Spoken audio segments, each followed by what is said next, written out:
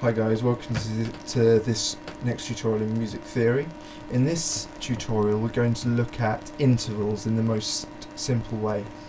So we've got all of our notes represented here. An interval, it may sound obvious, I don't know, is the distance between two notes. So here we've got an E and here we've got a B. Now an interval is, like I said, the distance between the notes, and you may think, okay, we've got E, F, G, A, B, that's 4, but it's not quite, it doesn't work like that. It actually includes both of them, so you count both of these, it's both included, so it's 1, 2, 3, 4, 5, so 5 notes between these two, therefore this interval is called a fifth. Okay?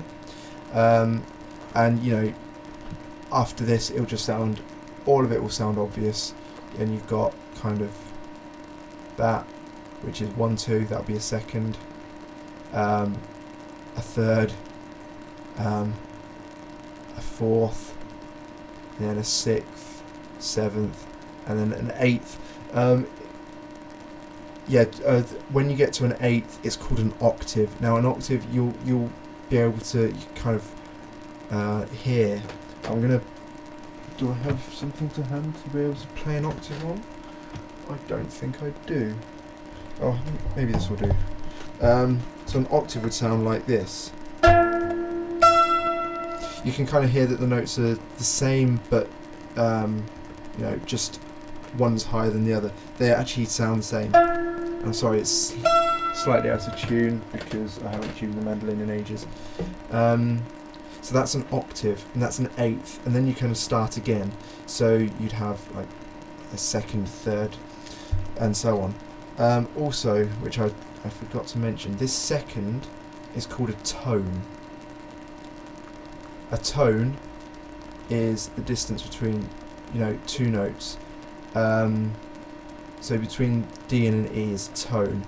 But what I haven't explained yet is that some notes, say the distance between an E and an F, for example, that, when you're talking in terms of scales, that is a tone, but it's actually only a semitone, because there's only one musical interval between them. In a second or tone, there's actually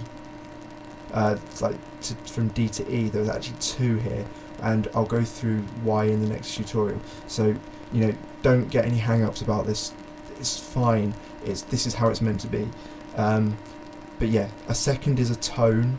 A third, you can get different types of thirds. You know what, I'm just going to stop here. Just remember that kind of like here to here is a fifth, here to here is a third, here to here is a tone, here to here is a fourth, and that sort of thing. I'm going to get rid of all these dots because they look absolutely horrible.